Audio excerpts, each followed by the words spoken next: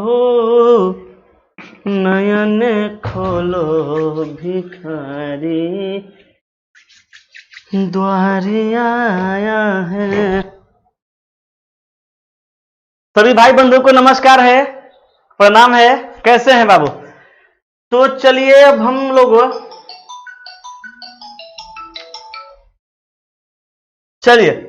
हम लोग पिछला क्लास में 370 नंबर क्वेश्चन तक देख लिए थे, आप लोग को याद होगा ना। अब हम लोग 371 से स्टार्ट करते हैं। थोड़ा 1 मिनट रुक जाइए। अरे तेरी, ये कैसे होगा? चलिए तो देखिएगा, क्वेश्चन नंबर 371 नंबर से स्टार्ट करते हैं। पिछला क्लास में 370 तक देखे थे। अब सब लोग ध्यान दीजिएगा, यहाँ कथन है, यहाँ निष्कर्ष। अब निष्कर्ष नंबर 1 में कह रहे हैं कि कुछ लेबल मोबाइल है। तो बाबू रे, लेबल का ब्याह करा दो तुम मोबाइल से। तो लेबल का शादी जब कराएगा तुम, लेबल का शादी जब मोबाइल से कराएगा, तो देखो यहाँ पे लेबल है, और यहाँ पे भी मोबाइल है, और यहाँ पर भी मोबाइल है। तो मैं आपको एक बात बताया था, याद होगा, कि अगर इस लेबल का शादी इस मोबाइल से कराइएगा तो दोनों में कॉमन नहीं मिलेगा, क्योंकि यहाँ पैकेट है, यहाँ पे केबल है। लेकिन इस लेवल का डायरेक्ट शादी अगर आप इससे कराएगा, दोनों में पैकेट कॉमन हो जाएगा। ऐसे भी करा सकते हैं। भूल जाओ थोड़ी देर के लिए कि ये है, यही ध्यान में रखो कि दो ही को स्टेटमेंट है। तो लेवल का शादी जब मोबाइल से कराओगे तो दोनों में पैकेट कॉमन है, तो कॉमन वैल्यू कितना होना चाहिए? 150, यहाँ से 50, यहाँ से 50, 100 मिला, गलत हो गया। अब पहले का गलती। दूसरा देखो, कुछ केबल लेबल है, तो केबल और लेबल का शादी करा दो। तो केबल यहाँ है, लेबल यहाँ है, तो यहाँ पे मोबाइल पैकेट कॉमन नहीं होगा। उसके बाद केबल लेबल है, केबल लेबल है, ये भी गलत हो जाएगा। तो इसके अनुसार तो हो गया बाबू आपका दोनों का दोनों गलत। तो आंसर लगाइएगा दोनों निष्कर्ष गलत है, दोनों निष्कर्ष गलत है, यानी ऑप्शन नंबर डी। ठीक है।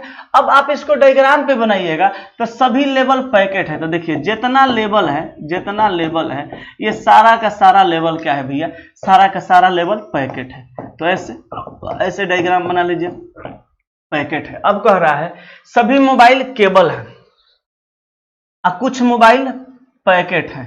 तो देखिए, ये जितना मोबाइल है, देखिएगा, ध्यान दीजिएगा, ये जितना मोबाइल है, कह रहा है कि सभी मोबाइल केबल है। जितना मोबाइल है सारे के सारे केबल है। ऐसे डायग्राम बनाएंगे, सभी मोबाइल केबल है और कुछ मोबाइल पैकेट है, और कुछ मोबाइल जो है ये मोबाइल है, ये मोबाइल, कुछ मोबाइल पैकेट है। यही डायग्राम बनेगा।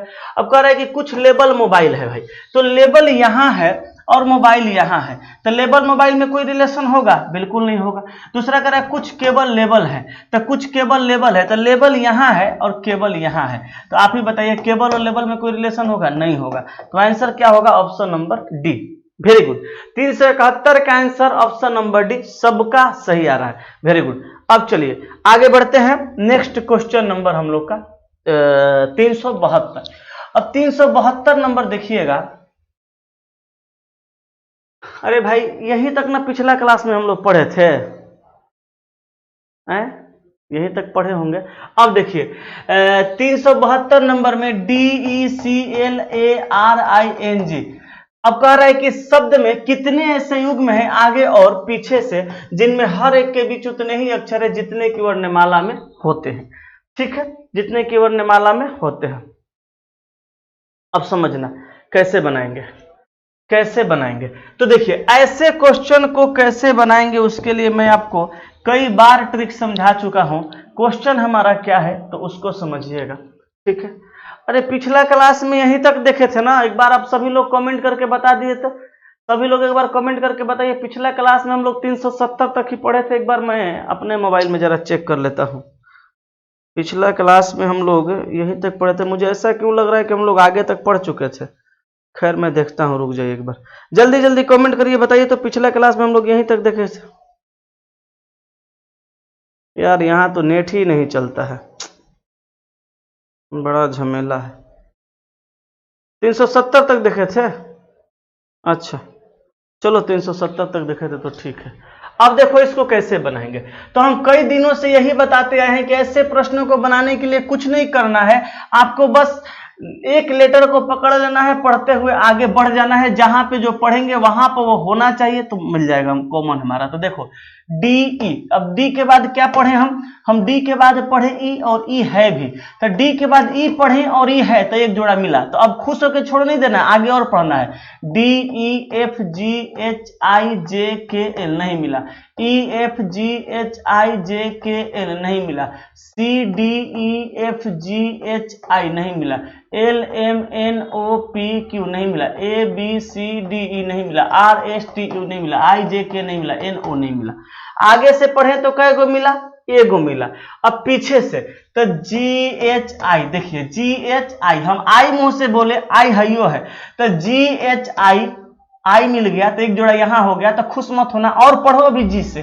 तो जी H I J K L, देखो अब एल भी मिला, तो जी H I J K L, ji H आई भी मिला, जी H I J K L भी मिला। अब एम एन ओ नहीं मिला, N O P Q R S T U नहीं मिला, आई जे के एल, देखो आई से लेकर के एल तक भी मिला, आई जे के एल मिला ना, आई J K L, M N O नहीं मिला, R S T U V W, A B C, देखो ए बी सी भी मिला, ए बी सी, डी ई नहीं मिला, L M N O C D E नहीं मिला, ई एफ नहीं मिला। तो 1 2 3 4 5 गो, तो यहाँ पे आंसर हो जाएगा ऑप्शन नंबर डी। ठीक है, 372 का आंसर ऑप्शन नंबर डी सबका आ रहा है और सबका सही भी है ना, सबका आ रहा है और सबका सही है। अब 373 नंबर पे आप लोग आ जाइए जल्दी से। अब देखिए 373 नंबर में कह रहा है कि नीचे चित्र के अनुसार दर्शाए गए एक पासे के सतहों पर 6 अक्षर P Q R S T you और यू अंकित है। पी अंकित सतह के विपरीत की सतह पर कौन सा अक्षर अंकित है? अरे भाई यहाँ पे पासा कहाँ है? ऐसा क्यों लग रहा है हम क्वेश्चन दूसरा कर रहे हैं? पिछला क्लास में 317 तक न हुआ था।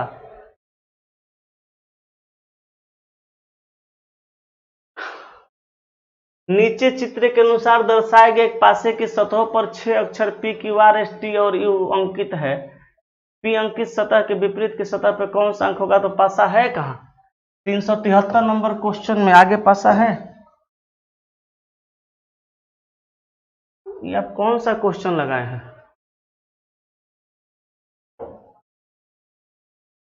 ये आप क्वेश्चन कौन सा लगाए हैं? अरे भाई रात वाला लगा दिए हैं क्या?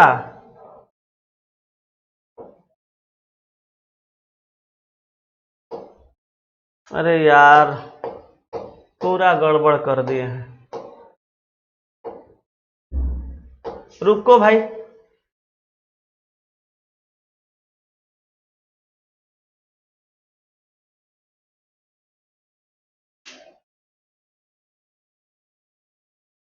नहीं नहीं, ये लगता है आप रात को जो क्लास चलता है उसका पीपीटी लगाए हुए हैं।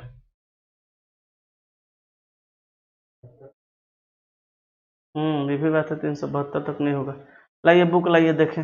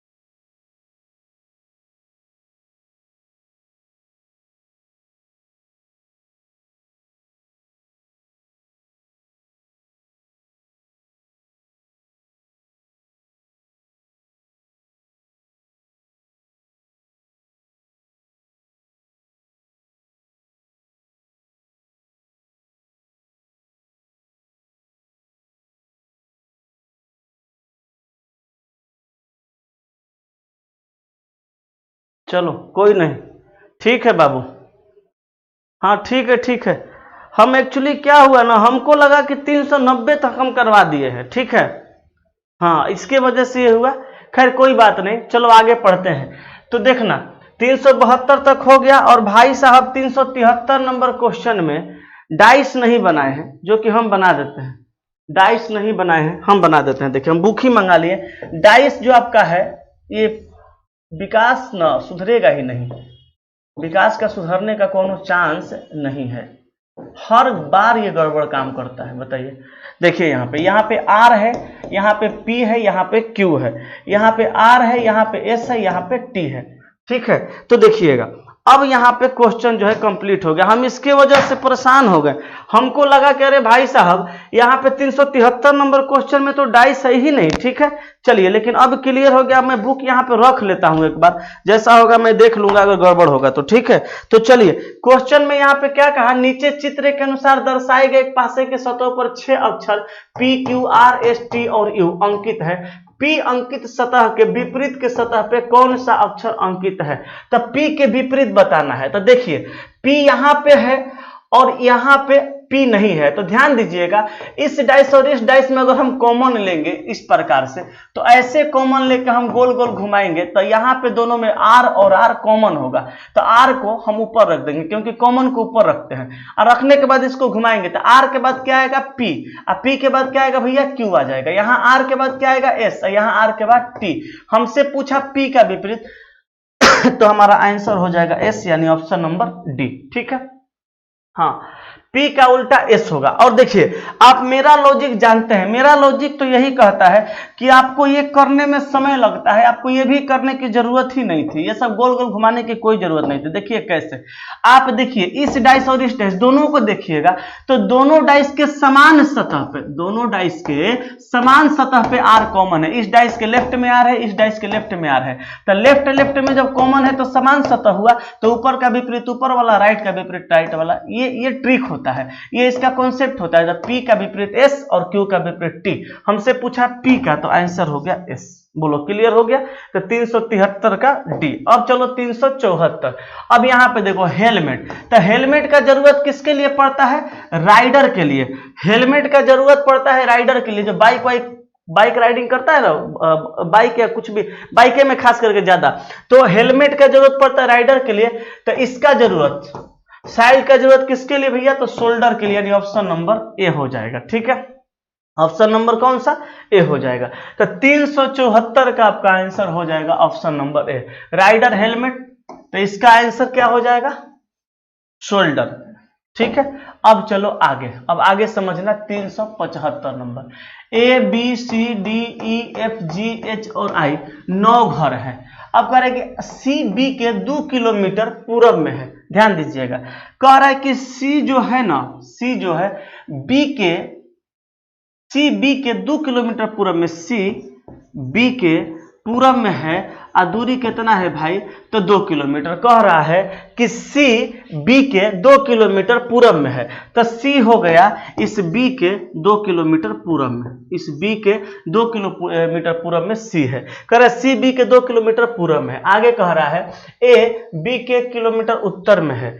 ए के बारे में कहा कि ए जो है ना बाबू, ए जो है बी के 1 किलोमीटर उत्तर में है। ए बी के 1 किलोमीटर उत्तर में है, और एच ए के 2 किलोमीटर दक्षिण में है। एच ए के 2 किलोमीटर दक्षिण में, ए के दक्षिण में नीचे आना पड़ेगा, यहां पे करेंगे एच को।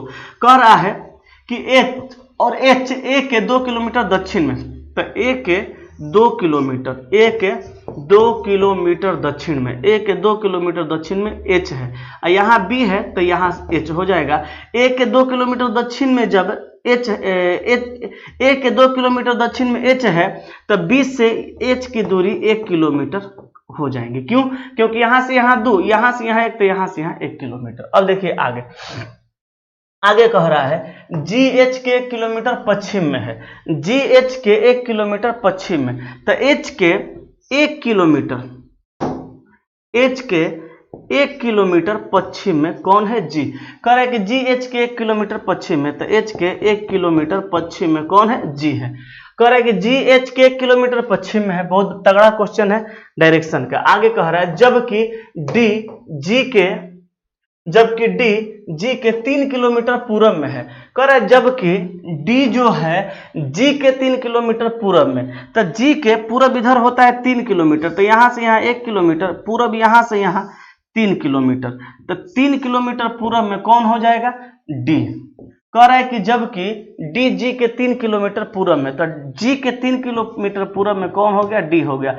तो बताओ ये दूरी 1 है, तो ये दूरी को 2 किलोमीटर करना पड़ेगा, तब ना ये दूरी को कितना करना पड़ेगा? 2 किलोमीटर, तब ना ये 2 किलोमीटर 1 किलोमीटर, टोटल यहां से यहां का दूरी होगा 3 किलोमीटर। अब देखिएगा आगे कह रहा है और एफ जी के 2 किलोमीटर उत्तर में है, एफ जी के 2 किलोमीटर उत्तर में, तो जी के 2 किलोमीटर उत्तर में एफ, तो एफ हो गया जी से 2 किलोमीटर उत्तर में। कह रहा है कि एफ जी के 2 किलोमीटर उत्तर में है, तो एफ जी के 2 किलोमीटर उत्तर में हो गया। अब कह रहा है कि आई बी और सी के मध्य में स्थित है। आई के बारे में कहा कि आई बी और सी के मध्य में स्थित है, तो आई के बारे में कहा कि बी और सी के मध्य में स्थित है, तो देखिए बी और सी के मध्य में स्थित कराना है किसको? आई को। तो हम थोड़ा सा इसको फ्रेश लिखते हैं दूर करके, ठीक है?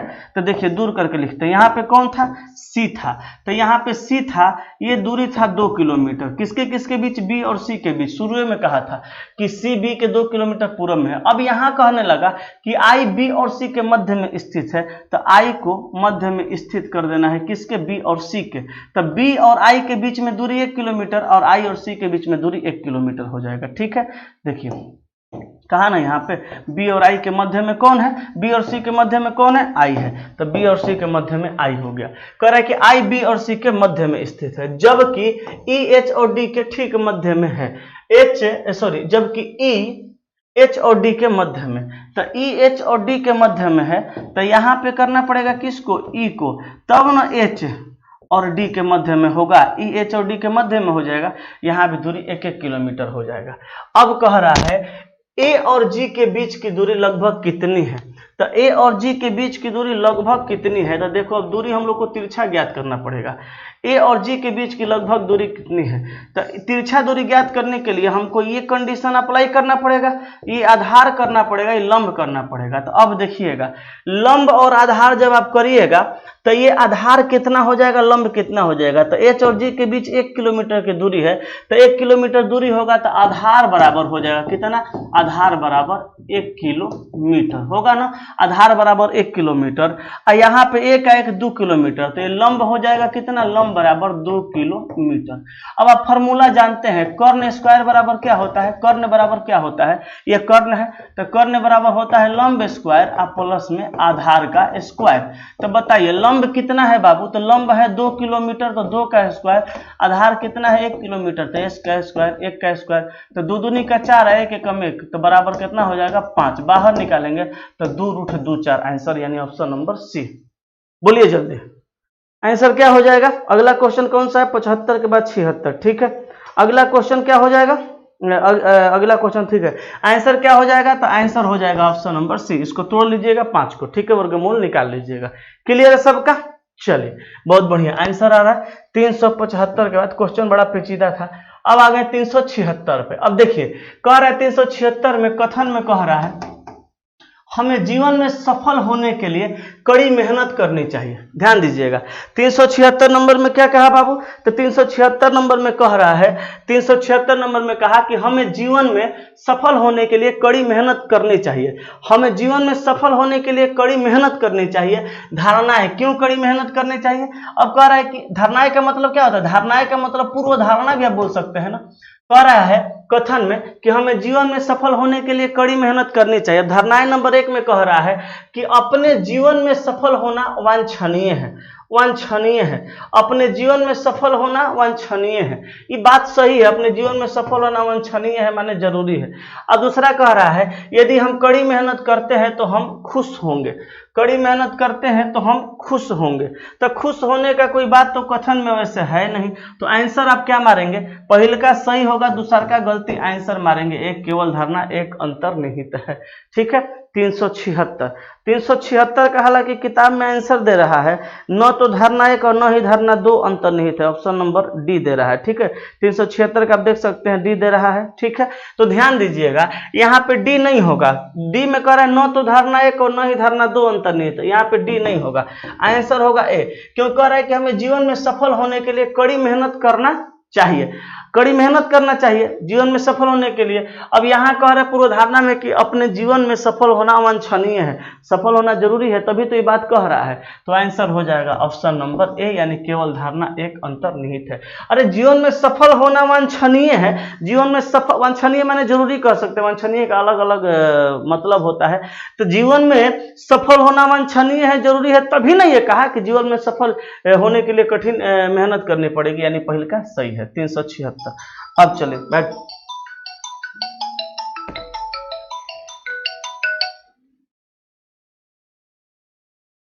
चलिए आगे बढ़ते हैं, मोबाइल हटा देते हैं। चलिए नेक्स्ट, अब कह रहा है 376 के बाद आइए 377 में। अब 377 देखिए, कथन में क्या कहा, कथन में कहा कि क्या पूरे देश में एक विश्वविद्यालय होना चाहिए, पूरे देश में, पूरे देश में, पूरे भारत में, चाहे पूरे किसी भी देश में, कह रहा है कि क्या पूरे देश में एक विश्वविद्यालय होना चाहिए। तर्क नंबर 1 में कहा कि हाँ, पूरे देश में शिक्षा के मानकों में एक रूपता बनाए रखने के लिए यह एकमात्र तरीका है। ये बात गलत है। पूरे देश में शिक्षा के मानक को एक रूप में आप बना के रख ही नहीं सकते, इसलिए नहीं रख सकते कि हर एक देश में, कोई भी देश को आप ले लीजिए, भारत चाहे कोई भी देश में, आप देखिएगा हर एक क्षेत्र का अलग अलग शिक्षा का माध्यम है। कोई संस्कृत पढ़ता है, कोई इंग्लिश पढ़ता है, कोई हिंदी पढ़ता है, कोई फारसी पढ़ता है, कोई तमिल पढ़ता है, कोई गुजराती पढ़ता है। तो पूरे देश में आप एक ही शिक्षा का एक रूपता नहीं कर सकते, ये पहला गलत हो जाएगा। कह रहा है कि हाँ ऐसा करना चाहिए। क्वेश्चन कहा कि क्या पूरे देश में एक विश्वविद्यालय होना चाहिए। कह रहा है कि हाँ, पूरे देश में शिक्षा के मानकों में एक रूपता बनाए रखने का यही एकमात्र तरीका है। ऐसे एकमात्र लगने वाला बात गलत हो जाता है, किसी किसी में सही भी होता है, लेकिन ये गलत है। दूसरा कह रहा है नहीं, देश के कई हिस्सों में प्रशासनिक रूप से विश्वविद्यालय प्रक्रियाओं को नियंत्रित करना काफी मुश्किल है। ये सही बात है, हम ऐसा नहीं कर सकते। किसी ने पूछा कि क्या पूरे देश में एक विश्वविद्यालय होना चाहिए, कह रहा है कि नहीं नहीं, ऐसा नहीं होना चाहिए। नहीं, देश के कई हिस्सों में प्रशासनिक रूप से विश्वविद्यालय प्रक्रियाओं को नियंत्रित करना काफी मुश्किल हो जाएगा, यानी दूसरा का नंबर सही बात कह रहा है। आंसर हो जाएगा ऑप्शन नंबर ए।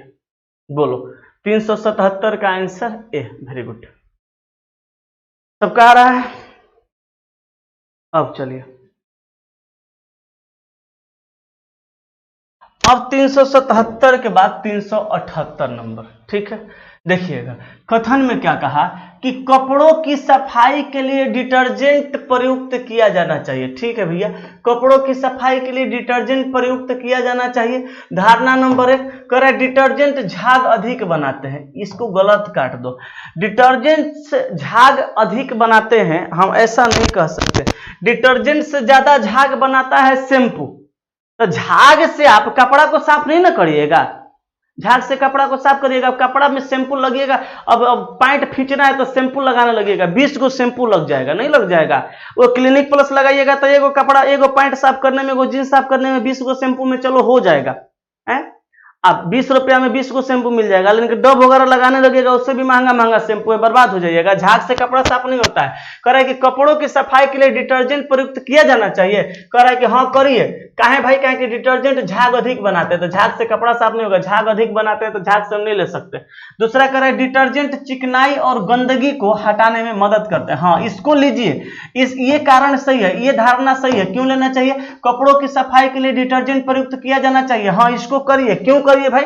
क्योंकि डिटर्जेंट चिकनाई और गंदगी को हटाने में मदद करते हैं। जैसे मान लीजिए कपड़ा में तेल लग गया, सरसों का तेल, मान लीजिए कोई मछली उछली लड़का बना रहे हैं, आप लोग मछली बनाते देखते होंगे। मछली बनाइएगा ना तो मछली को जब छानिएगा तो उधर से उड़ता है, तेल उड़ता है। चाहे अंडा बनाइएगा तो फट फट फट फट करेगा, थोड़ा पानी पिलाइए, फटाफट फटाफट अंडा करता है। अब मान लो आप गंजी पहन के, शर्ट पहन के, टी शर्ट पहन के कर रहे हैं, उड़ करके आके पड़ गया शर्ट पे, तो शर्ट पे पड़ गया, चिकना हो जाएगा, तेल गिर गया, मसाला गिर गया, कुछ भी, तो चिकनाहट आ गया। तो दाग को छोड़ाना है तो छोड़ाने के लिए चिकनाहट को हटाना पड़ेगा और गंदगी को भी हटाना पड़ेगा। हल्दी गिर गया तो गंदा लगने लगा। तो डिटर्जेंट चिकनाई और गंदगी को क्या करता है, हटाने में मदद करता है, इसलिए डिटर्जेंट का उपयोग करना चाहिए। ठीक है, बहुत सारा आप ऐड देखते हैं। हाँ, तो आंसर क्या हो जाएगा बाबू मेरे, 378 का ऑप्शन नंबर बी।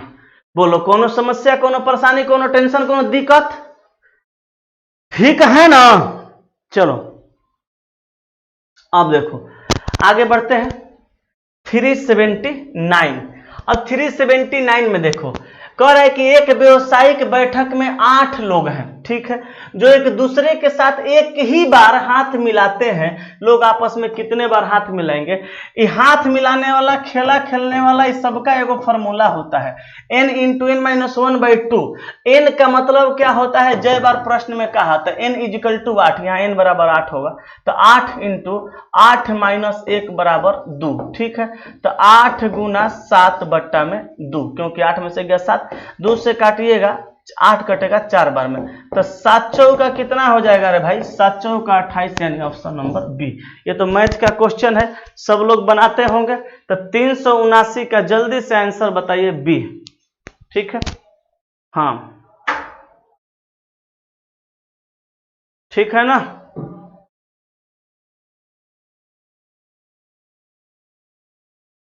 ठीक, चलिए आगे बढ़े। 28 सबका आ गया, ठीक है, वेरी गुड।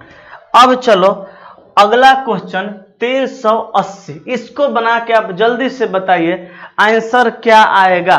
तब तक हम पानी पीते हैं, आप जल्दी से बताइए आंसर क्या आएगा।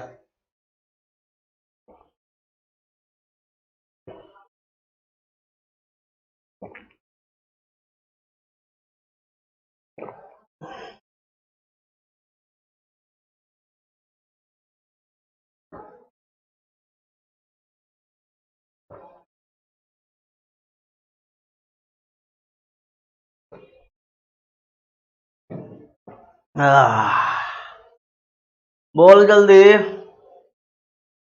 हाँ, राम कुमार यादव आपका कमेंट आ रहा है,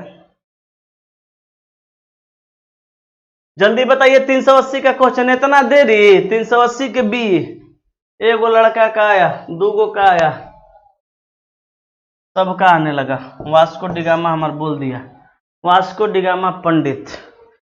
वास्को डिगामा बबुआ तू ही बताओ, पंडित टाइटल दूगो कास्ट में लगता है, एगो पंडित PANDIT, ये पंडित कुम्हार जो होते हैं, कुम्हार भाई साहब, उनमें लगता है।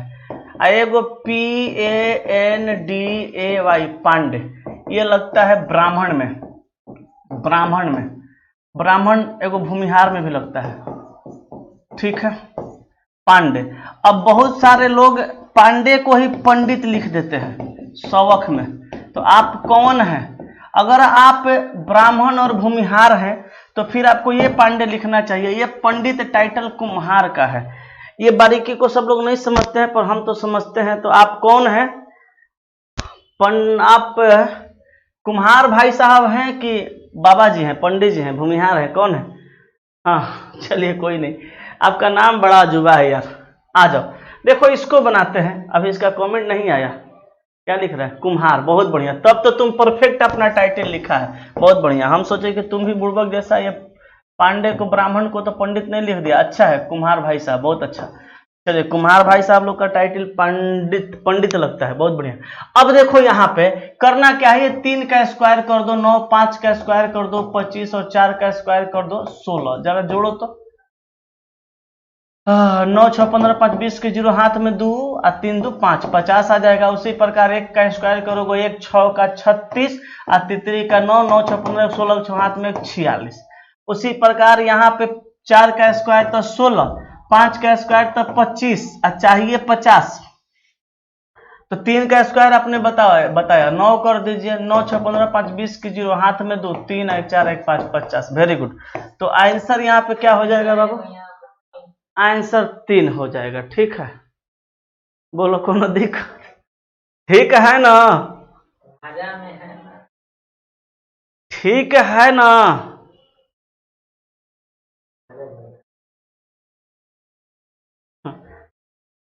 एक भाई साहब आए हुए हैं, कह रहे हैं वाह गजब लग रहा है आपका टी शर्ट। अरे टी शर्ट गजब नहीं लग रहा है भाई साहब, गजब हम लग रहे हैं। जब चेहरा लोगों का स्मार्ट हो ना तो कैसनो कपड़ा बढ़िया लगता है ना चला। हम पैदा जब हुए थे ना तब भी स्मार्टे पैदे हुए थे, आज भी स्मार्ट है। भले मुंह मेरा किसी को अच्छा नहीं लगे वो अलग का बात है, लेकिन स्मार्ट तो भाई साहब। एक बात जान लीजिए आप लोग, जितना मेरा चेला लोग है, एक बात आप लोग मन में बैठा लीजिए, सुंदर और स्मार्ट में बड़ा फर्क होता है। हम सुंदर हो चाहे नहीं हो, पर हम स्मार्ट हैं, ये बात आप लोग भी जानते हैं, है ना। चलिए, है कि नहीं है जल्दी बताइए।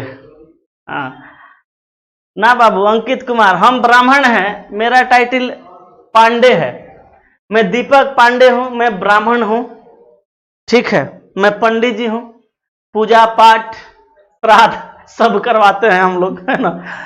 चलो आगे बढ़ते हैं, नेक्स्ट क्वेश्चन, अगला प्रश्न। तो 380 हो गया, अब 381 नंबर का जल्दी जल्दी आप लोग आंसर बता दो मेरे बाबू, मेरे सोना, ध्यान देना। यहाँ पे बी है तो C D E F G H I J होगा, तो हमारा क्या होगा, जे। ये आंसर काट दो, ये काट दो क्योंकि जे उसमें नहीं है। अब देखो ई के बाद F G H I J के हमको चाहिए एल एम, तो एम चाहिए, जे एम, तो ई काट दो, आंसर हो गया। जाओ, हो गया ना, ठीक है। चलिए आगे बढ़े। आशीष शर्मा डोभी गया। अरे आप भी शर्मा जी, बढ़ई का टाइटल वही होता है शर्मा जी, टाइटल वाइटल में क्या रखा है, चुपचाप पढ़ाई करो। अभी देखा कि जाति पे बवाल हो गया पूरे भारत में, बुड़बक कहीं का, जाति वाति पे नहीं जाओ, पढ़ाई पे ध्यान दो। वैसे भी शिक्षकों की कोई जाति नहीं होती। कभी हम लोग पूछे किसी से आप कौन कास्ट के हैं, आप ये कास्ट कहोगे तो पढ़ाएंगे, वो कास्ट कहोगे तो पढ़ाएंगे। ये भैया जातियाता सिर्फ मंत्री नेताओं के पास होता है, क्योंकि उनको लड़ाना है, उनको फिगर एनालिसिस करना है, कहाँ पे कितने लोग हैं, किस जाति के हैं, किस कास्ट के, क्योंकि वोट उनको बटोरना है। मदारी मूवी देख लीजिएगा, बड़ा उसमें अच्छे से सारी चीजों को समझाया गया है, ठीक है। मदारी मूवी में देखिएगा, बहुत ढंग से इस चीजों को समझाया गया है। लेकिन हम लोग भाई साहब शिक्षक हैं, हम लोग शिक्षक हैं और हम लोग के पास कोई जाति नाम की चीज नहीं होती। हम लोग शिक्षक हैं, हम लोग गुरु हैं। आप किसी भी भैया जाति के होइए, हिंदू मुस्लिम सिख ईसाई कुछ भी कास्ट, ब्राह्मण होइए, चाहे चमार होइए, चाहे मुसहर होइए, चाहे पंडित होइए, कोई भी कास्ट आप भाई भैया, सब मेरा भाइये है। कोई भी आप कास्ट हैं, सब भाइये है। हम तो बाबू ऐसे इंसान हैं, हम हर कास्ट के साथ घूमे हैं फिरे हैं, हर कास्ट मेरा दोस्त रहा है। हम मुस्लिम हो चाहे हिंदू चाहे सिख चाहे कोई भी, हम कभी किसी में फर्क समझे नहीं। हम मुस्लिम के साथ भी एक थाली में बैठ के खाना खाए हैं, हिंदू के साथ भी खाए हैं, कुछ पसवान भाई लोग मेरे दोस्त थे जिनको दुसाद कहा जाता है, उनके साथ भी खाए हैं, ब्राह्मण के साथ में खाए हैं, हम सबके साथ खाना खाए हैं एक थाली में बैठ करके। तो मेरे लिए या किसी भी टीचर के लिए मुझे लगता है जातियाता नाम की कोई चीज होती नहीं। ये कुछ लोग हैं जो राजनीति करते हैं जातियाता के नाम पे, ये जातियाता होता कुछ नहीं। जात पात पे ध्यान ही नहीं देना है। इंसान के पास बस एक ही जात होता है, इंसानियत। और जब ईश्वर ने हम लोग को ऊपर से बनाया, कहा जाता है ना हम सबको ईश्वर ने बनाया है, तो ईश्वर के पास बस दो ही कास्ट है, ईश्वर के पास बस दो ही कास्ट है, ईश्वर बस दो ही कास्ट को बनाया। एक कास्ट है नर, एक कास्ट है नर, और उसके बाद एक कास्ट है नारी। बस नर और नारी, यही दो कास्ट ईश्वर के पास है। बाकी यहाँ पे हम लोग ने बना दिया अलग अलग, ठीक है। चलिए आगे बढ़ते हैं, नेक्स्ट क्वेश्चन। अब देखो 382 बी पी का पति है बाबू रे, कह रहे कि बी जोन है ना, इस पी का के है पति है। पति समझते हो ना, पति है, तो ये हो गया प्लस, ये होगी माइनस, क्योंकि बी पी का पति है। बी जब पी का पति है तो पी उसकी पत्नी होगी बाबू, है कि नहीं है। बी पी का पति है तो पी उसकी पत्नी हो गई। अब कह रहा है कि क्यू ई का इकलौता पोता है, क्यू ई का इकलौता पोता है। अब देखो कह रहे कि क्यू ई का इकलौता पोता है, तो यहाँ पे ई का पते नहीं है, क्यू को कैसे रखेंगे। आगे कह रहे जो का प्रयोग सेकंड के लिए, माने ई के लिए, जो कि डी की पत्नी है, माने ई जो है डी की पत्नी है, तो ई जो है डी की पत्नी है। अब ध्यान देना, क्यू ई का इकलौता पोता है जो कि डी की पत्नी है, जो कि डी की पत्नी है, तो ई डी की पत्नी है और पी की सास है। अच्छा ध्यान देना, मजा आ गया। देखो देखिए ध्यान से, करे क्यू ई का इकलौता पोता है जो कि डी की पत्नी है। अच्छा अब यहां देखो, क्यू ई का इकलौता पोता है जो कि मान ई डी की पत्नी है और पी की सास है। तो देखना ई जो है डी की पत्नी है, ठीक है, तो ई जो है बाबू इस डी की कौन है, तो डी की पत्नी है। कह रहा है कि ई डी की पत्नी है तो इसका पति हो गया। कह रहा है ई डी की पत्नी और पी की कौन है, सास है, तो पी की सास है तो एक माँ हो जाएगी, इसकी माँ होगी तो ये पिता हो जाएगा। कह रहा है क्यू ई का इकलौता पोता है तो क्यू यहाँ हो जाएगा, इस ई का हो जाएगा इकलौता पोता, इकलौता इकलौता इकलौता इकलौता पोता। तो बताओ जब इसका इकलौता पोता होगा तो इसका पुत्र का पुत्र होगा, तब ना इसका पोता होगा भाई, तो यहां प्लस लिख देंगे। बोलो ये बात समझ में आ गया। अब कह रहा है कि बी में क्या लगा है, ध्यान देना, बी का डी से क्या संबंध है, बी का डी से क्या संबंध है, यानी बी इस डी का कौन है, तो डी बी का पिता है तो इसका पुत्र हो जाएगा। आंसर हो जाएगा ऑप्शन नंबर डी, 82 का D. Very good very good, 82 का आंसर डी सबका आ रहा है। अब चलो हम लोग बढ़ते हैं 383 नंबर में। 383 नंबर क्वेश्चन का आंसर बता दो जल्दी से, क्या होने वाला है 383 नंबर प्रश्न का आंसर, जल्दी बताओ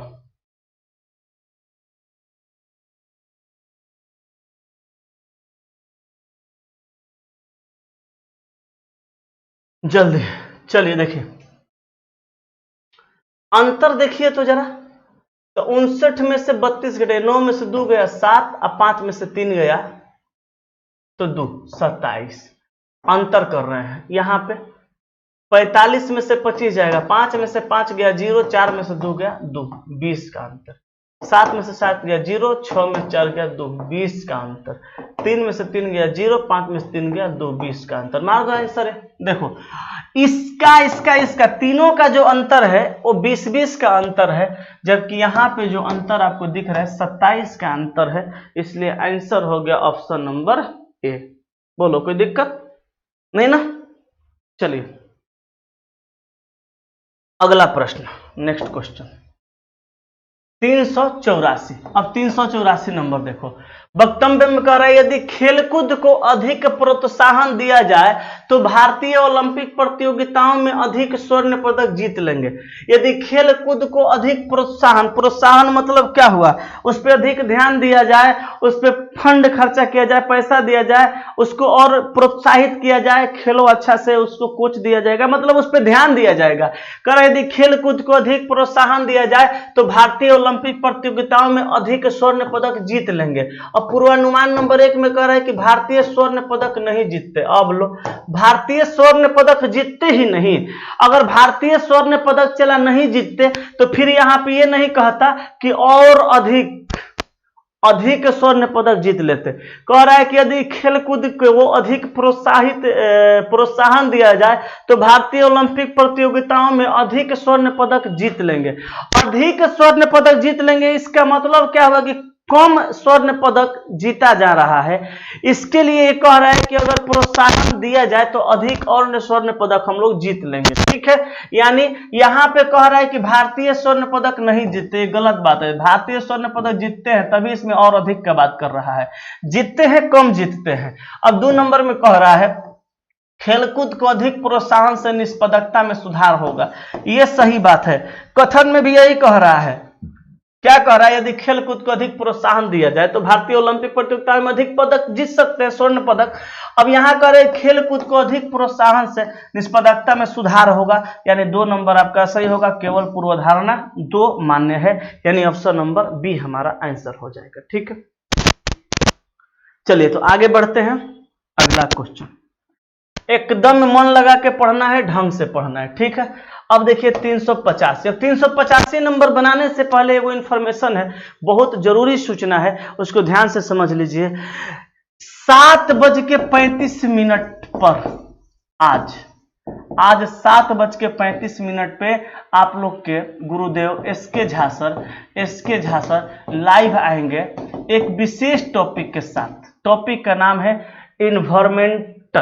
इन्वायरमेंट टॉपिक, यानी पर्यावरण। इन्वायरमेंट साइंस लेकर के आज आएंगे। इस इन्वायरमेंट से क्वेश्चन पूछा गया है एग्जाम में, और उसी सारे क्वेश्चन का डाउट को क्लियर करने के लिए आज 7:30 बजे आएंगे। आप लोग को जिनको लगता है कि आपको पढ़ना चाहिए, क्योंकि इन्वायरमेंट से हम देखे हैं सेट में किसी किसी सेट में 2-2 3-3 क्वेश्चन मिला है, तो इन्वायरमेंट का आप लोग एक बार अच्छे से पढ़ लीजिए। इन्वायरमेंट को अच्छे से पढ़िएगा तो उससे क्या होगा कि आपकी सारी डाउटें क्लियर हो जाएंगी और एग्जाम हॉल में क्या पता 1-2 क्वेश्चन पूछ देगा। और एक बात जान लीजिए, हम लोग तो एकदम कसम खा के बैठ चुके हैं कि आप लोग की सारी समस्याओं का समाधान करेंगे। हम लोग हर टॉपिक को पढ़ा के भेजेंगे एग्जाम से पहले एग्जाम हॉल में, जो कि आप लोग अगर नजर के सामने क्वेश्चन आ जाएगा तो आप उसको करके आइएगा। इसलिए सारे भाई बंधु जितने लाइव आना चाहते हैं 7:30 बजे आके आज पढ़ लीजिएगा इन्वायरमेंट। और 9 बजे रात में आज क्लास होंगी, आप 9 बजे रात में आइएगा। मेरा क्लास अब्सेंट कभी नहीं होता है, लेकिन शनिवार को हम क्लास इसलिए नहीं ले पाए 9 बजे रात में।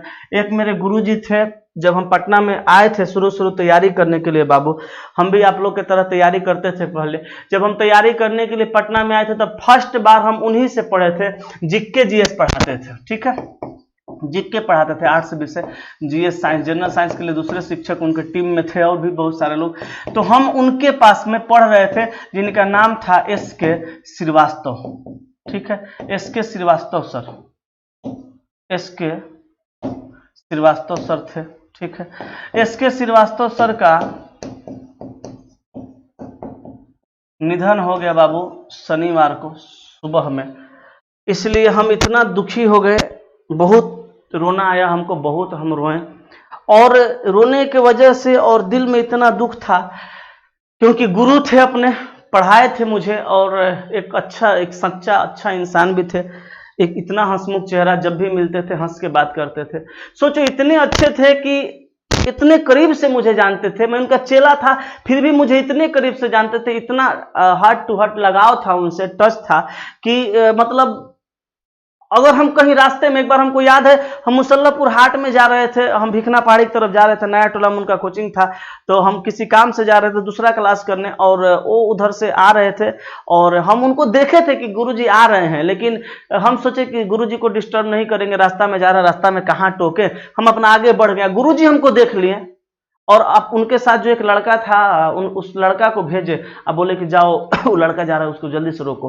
तो हमको पीठ पे ऐसे जाके रोका, बोला है भाई साहब रुकिए। हम लोग क्या है भाई, तो वहाँ पे सर खड़े हैं बुला रहे हैं। तब तो जान गए इसके सर आए, उन पैर और उनका छुए।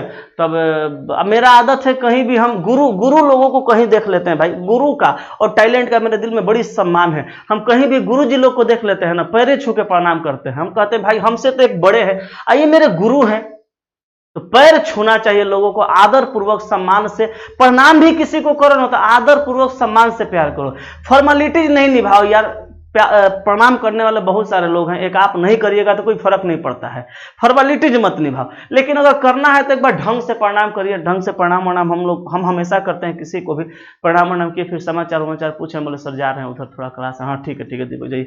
बेचारे सर हमारे बहुत क्या बताएं, नहीं रहे इस दुनिया में, कोविड की वजह से, कोविड ने उनका जान ले लिया और इसीलिए हम दुखी थे। तो शनिवार को क्लास नहीं हुआ था, इसलिए बाबू आज क्लास होंगी। आप लोग आज 9 बजे रात में जितने लोग आना चाहते हैं आइएगा, और भी वहां पर अच्छे अच्छे क्वेश्चन का प्रैक्टिस करेंगे हम लोग। चलिए तो 385 नंबर को देखते हैं। कह रहा है यदि इन प्रत्येक संख्याओं के पहले 2 अंकों को उनके योग से बदला जाता है तो सबसे बड़ी संख्या कौन सी होगी। पहले 2 अंकों को उनके योग से बदला जाता है तो 574 के पहले 2 अंक को यदि इन प्रत्येक संख्या के पहले 2 अंकों को उनके योग से बदला जाता है तब प्रति 2 अंकों के 5 और 7 कितना होगा 12, तो 12 हो गया। अभी 4 यहाँ पे लिख दीजिए, पहला संख्या हो गया। ठीक है, अब देखिए इसमें का 2 अंक 6 5 11, उसके बाद 8 जोड़ दीजिए, दूसरा संख्या। तीसरा संख्या 8 से 8 2 10, तो यहाँ पे हो गया 101। ठीक है, और चौथा संख्या 945, तो 9 4 13 और लास्ट में 5 लिख दीजिए, ये हो गया। उसके बाद 2 4 7, तो 7 और 2 9, सॉरी 4 और 2 6, तो 4 और 2 6 और यहाँ पे 7 67। कह रहा है यदि इन प्रत्येक संख्याओं के पहले 2 अंकों को उनके योग से बदला जाता है, तो पहले 2 अंकों के योग से इनको बदल दिया जाता है, तो जो इनका योग होगा वही हो जाएगा। योग से बदला जाता है तो सबसे बड़ी संख्या कौन सी होगी? बदलने के बाद सबसे बड़ी संख्या 124, 118, 135, 167। तो बताइए कौन सी 135? 124, 18, 101 और 67 से बड़ा ना 135, तो 1 2 3 4 नंबर पे 1 2 3 4 यानी 945। तो 945 यानी ऑप्शन नंबर डी आपका प्रश्न का आंसर हो जाएगा। ठीक है, बुक आपका क्या दे रहा है? इसका कितना नंबर है? 385। ठीक है, चलिए बुक भी वही दे रहा है, तो 945 आपका प्रश्न का आंसर हो जाएगा। ठीक है, चलिए आगे अब देखते हैं हम लोग 386। 386 भी उसी डेटा का क्वेश्चन है। कर यदि प्रत्येक संख्या में से पहली संख्या और दूसरी संख्या को परस्पर बदला जाता है तो कौन सी संख्या सबसे छोटी होगी? देखिए हम बुक एक बार हाथ में ले लेते हैं। संख्या हमारा क्या है भाई? तो संख्या है 574। उसके बाद क्या है भाई? एक बार साफ साफ देखो, संख्या है 574, देखना 574। फिर क्या है भाई? 658, 658। ठीक है, उसके बाद 821, 821। उसके बाद क्या है? 945, 945 यानी 945। और उसके बाद 247, 247। अब सुनना ध्यान से। कह रहा है कि यदि प्रत्येक संख्या में से पहली संख्या और दूसरी संख्या को परस्पर बदला जाता है तो कौन सी संख्या सबसे छोटी होगी? अब इस संख्या में पहली और दूसरी को बदल दो, तो बीच वाला को तो ज्यों का त्यों रखो, 4 को कर दो इधर और 5 को कर दो उधर, तो 574 था 475 हो गया। अब यहाँ पे 5 का 5 लिख दो, 8 को उधर 6 को उधर, देख लो कितना हो गया। 2 का 2 रहने दो, 1 को इधर कर दो बाबू, 8 को उधर कर दो, हो गया। अब ये देखो 4 का 4 बीच में रहने दो, 5 को इधर कर दो, 9 को उधर कर दो, ये हो गया। उसके बाद 4 का 4 बीच में रखने दो, 7 को इधर कर दो, 2 को उधर कर दो। देखो सबसे छोटी संख्या, तो सबसे छोटी संख्या कौन है? 128। 128 किसका है? 821 का। तो आंसर आ गया हम लोग का 821 यानी ऑप्शन नंबर ए। ठीक है, चलिए हाँ, तो बाबू 386 का आंसर क्या हो जाएगा? ऑप्शन नंबर ए। क्लियर है? हाँ, चलिए आगे बढ़े। तो अगला प्रश्न हम लोग का 386 के बाद 387। अब 387 नंबर को थोड़ा समझिएगा। 40 बच्चों की एक पंक्ति में ए बाएं छोर से 13वें स्थान पे है, तब बाएं छोर से, इधर लेफ्ट होता है, बाएं छोर से 13 नंबर पे कौन है बाबू? ए है। कह रहा है कि 40 बच्चों की पंक्ति में, टोटल बच्चा कई गो? 40 बच्चों की एक पंक्ति में ए बाएं छोर से 13वें स्थान पर है और क्यू दाएं छोर से 9वां है। क्यू जो है दाएं छोर से 9 नंबर पे कौन है? क्यू है। अब कह रहा है यदि आर क्यू के बाईं और चौथे स्थान पर है, कह रहा है यदि आर क्यू के बाईं और चौथे स्थान पे, तो क्यू के बाईं और 4 नंबर पे, तो क्यू के बाईं और 4 नंबर पे तो 1 2 3 और 4 नंबर पे आर है। कह रहा है कि यदि आर क्यू के बाईं और चौथे स्थान पर है तो ए और आर के बीच में कितने बच्चे हैं? ए और आर के बीच में कितने बच्चे हैं यही बताना है। तो ये कैसे निकालिएगा? तो देखिए बाएं से 13 नंबर पे ए है तो ये 13 को लीजिए, दाएं से 9 नंबर पे क्यू है इसको लीजिए, और 4 नंबर पे आर है तो 1 2 3 4 गो और बढ़ गया, 4 गो ये भी ले लीजिए। तो 9 4 13 3 16 के 6 हो गया, हाथ में 1 1 2 26। अब बताओ कुल लड़का कितना था? 40। 40 गो में से 26 लड़का को हम लोग इधर ले चुके हैं। तो 40 में से 26 घटेगा, 10 में 6 गया 4, यहाँ 3 में से 2 गया 1, 14। तो 14 को बच्चा और होगा, तब ना ए और आर के बीच में हम 14 लेंगे, तब ना हम टोटल का टोटल यहाँ पे जोड़ेंगे तो 40 आएगा। तो हमारा आंसर हो जाएगा ऑप्शन नंबर कौन सा? Option number A, sorry option number C यानी कि 40। बोलो कोई दिक्कत? हाँ, तो आएगा डी नहीं, 14 आंसर सी में ना दिया है तो डी काहे मार रहे हैं? नहीं, ये टी शर्ट आप लोग को नहीं मिलेगा। चलिए आगे बढ़ते हैं नेक्स्ट क्वेश्चन की ओर। ठीक है, ठीक है ना? चलिए अगला प्रश्न 388। अब 388 समझिए, एक निश्चित कूट भाषा में BROWN को ZPMUL तो कैसे लिखा गया है? BROWN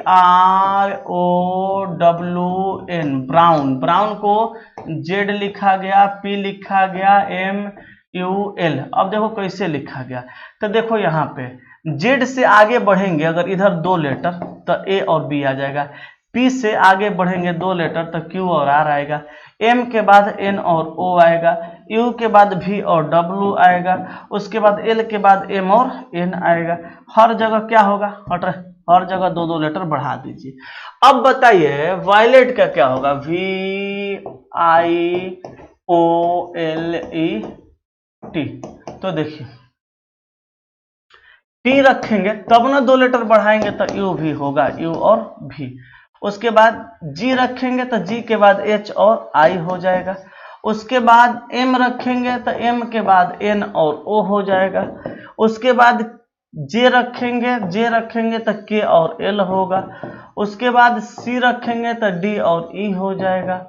उसके बाद Q रखेंगे तो RST, Q R रखेंगे, यहाँ पे Q नहीं रखेंगे, यहाँ पे R रखेंगे तो S और T होगा। तो TGMJCR ऑप्शन नंबर ए, TGMJCR ऑप्शन नंबर ए।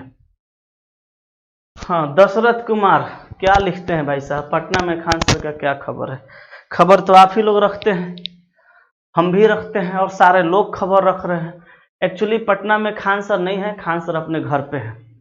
खान सर से बात हुई थी मेरी, वो अपने घर पे हैं, अपने गांव में हैं, वहीं से क्लास ले रहे हैं। और खान सर अच्छे हैं और यार सब लोग अच्छे ही रहेंगे, आप टेंशन ना लीजिए, सब कुछ सही है, सब कुछ ठीक है ना। थोड़ी मोड़ी राजनीति करते रहते हैं कुछ लोग हैं, कोई दिक्कत नहीं है। चलो अब यहाँ पे देखिएगा, यहाँ पे इस निष्कर्ष को बना देना है, लेकिन बनाने से पहले जरा कथन को चेक करिए, क्योंकि कथन में कॉमा लगा है और कॉमा से पहले जो ये आपको B <= K दिख रहा है, ये अलग है, ये अलग है और ये अलग है। तो अलग अलग स्टेटमेंट को आपको एक स्टेटमेंट बनाना पड़ेगा, तभी आपका क्वेश्चन सही होगा। नहीं तो फिर आप दूसरा फॉर्मूला कोई लगाइएगा, उसमें कितना सही होगा कितना गलत ये आप जानिए। लेकिन हम तो कहते हैं कि कॉमा के पहले और कॉमा के बाद में लेटर का खाली रिपीटेशन करा दीजिएगा, आपका स्टेटमेंट बिल्कुल सही हो जाएगा। अब यहाँ पे देखिए कि कॉमा के पहले के है, बाद में के है, यहाँ M है, बाद में C है, लेकिन हम चाहेंगे तो इस M की जगह पे इस M को ला देंगे। तो देखिए क्या करिए, इस M को इधर कर दीजिए, इस C को उधर कर दीजिए, M को इधर, C को इधर। तो देखिए कॉमा के पहले के, कॉमा के पहले MM, कॉमा के पहले और बाद में MM आ गया। तो जब कॉमा के पहले बाद में लेटर का रिपीटेशन होता है तो स्टेटमेंट सही होता है। अब यहाँ पे <= दिया है तो यहाँ पे चिन्ह को बदल के <= कर दीजिए, बस बन गया। अब क्या करिए, B से K तक, तो B से K तक जाइएगा तो ये वो सिंबल है कौन सा, <= यहाँ पे ग्रेटर दिया है, ये गलत हो गया। दूसरा K से C तक, तो K से आप जाइएगा जब C तक, तो K से C तक जाइएगा बाबू, तो क्या होगा, K से C तक जाइएगा तो यहाँ पे ग्रेटर देन इक्वल टू में ग्रेटर देन यहाँ रहेगा तभी सही होगा, है तो सही है, तो दूसरा सही है, आंसर होगा केवल 2 सही है। ठीक है ना B। बाकी आप किसी और भी फॉर्मूला से बनाइएगा तो वही आएगा। ठीक है, चलिए, हाँ, लव यू भाई साहब, लव यू। चलो आगे बढ़े, नेक्स्ट क्वेश्चन। हाँ नेक्स्ट, तो 389 के बाद 390 नंबर। अब 390 देखना, P, Q का पुत्र है। अब देखो P Q का पुत्र है तो कह रहा है कि P इस Q का कौन है भाई, पुत्र है। तो चलो हम लिख दिए कि P Q का पुत्र है। अब कह रहा है जबकि Q और R परस्पर बहने हैं, जबकि Q और R परस्पर बहने, Q यहाँ है तो Q और R परस्पर बहने हैं, तो हम इधर लिखते हैं Q और R परस्पर बहने हैं, तो ये उसकी बहन ये इसकी बहन, दोनों एक दूसरे की कौन है, दोनों एक दूसरे की बहनें हैं। Q और R परस्पर बहने हैं। अब कह रहे हैं कि T R की माँ है, T R की माँ है, तो T जो है इस R की कौन है बाबू, माँ है। तो T जब R की माँ है तो इसकी भी कौन लगेगी, माँ ही लगेगी। तो माँ है तो यहाँ माइनस लिख दो क्योंकि स्त्री होगी। अब कह रहा है यदि ST का पुत्र है, यदि ST का पुत्र है तो S जो है इस T का पुत्र है, तो बाबू इसका ही कौन लग जाएगा, भाई लग जाएगा, पुत्र है तो। क्योंकि इसकी माँ है, इसका भी कौन लग जाएगा, भाई ये लग जाएगा। ठीक है, कह रहा है तो निम्नलिखित में से कौन सा कथन सही है। टी क्यू का भाई है, टी देखो तो क्यू का भाई है, ये तो गलत है, टी तो क्यू की माँ है। कह रहा है एस पी का कजिन है, एस पी का कजिन नहीं है, गलत बात है। सी कह रहा है एस जो है पी का मामा है, कजिन नहीं है। आगे कह रहा है क्यू और एस बहने हैं, क्यू और एस नहीं, बहने नहीं है, ये बहन है ये भाई है, ये भी गलत है, ये सही हो गया। एस पी का मामा है, यस एस पी का मामा है। क्यों मामा है भाई, क्योंकि इसका पुत्र है, इसकी बहन है तो इसकी मौसी, मौसी का भाई इसका मामा। तो आंसर होगा ऑप्शन नंबर डी। बोलो कोई समस्या किसी को है, उठाइए कॉल, कहिए आ रहे हैं सर, कोई दिक्कत नहीं ना। तो बाबू आज यहीं तक रखते हैं, क्योंकि समय भी समाप्त हो गया और आपका सीरीज भी कंप्लीट 390 तक कंप्लीट हो गया। हम लोग फिर कल मिलेंगे ऐसे ही 20 प्रश्नों के साथ। आगे जो भी आपका प्रश्न है 390 के बाद, और 9 बजे रात में आप सारे भाई बंधु आज लाइव रहिएगा, क्योंकि बहुत अच्छे अच्छे प्रश्नों के साथ हम 9 बजे रात में आएंगे। प्रतिदिन आते हैं, आज भी आएंगे 20 क्वेश्चन और धुआंधार डिस्कशन के साथ। आज यहीं तक, सभी लोग रात में 9 बजे लाइव रहिए। आज यहीं तक रखता हूं, और 7:30 बजे जरूर लाइव रहना। एसके झा सर इन्वायरमेंट के साथ आ रहे हैं एक नए टॉपिक के साथ, तो 7:30 बजे भी 7:30 से 8:30 आप करिएगा झा सर का, फिर आधा घंटा फ्रेश, फिर 9 बजे से रीजनिंग, और उसके बाद खाना पीना खा के सो जाना है। और ये प्रोग्राम आप डेली का बना लीजिए, क्योंकि सारे विषय को पैरेलल में लेके चलिएगा ना, तभी आपकी सिलेक्शन होगी। किसी एक विषय को आप इग्नोर करिएगा तो मामला उलझ जाएगा। ठीक है, इसलिए 7:30 बजे 7:35 में झा सर का क्लास, और उसके बाद 9 बजे से आप मेरा रीजनिंग, साइंस, मैथ, आप एकदम करेंट वरेंट सब कुछ पढ़ते रहिए आराम से, तब देखिएगा कितना मजा आएगा। आज यहीं तक रखते हैं, मिलते हैं कल, तब तक के लिए सभी को नमस्कार, प्रणाम, बाय बाय।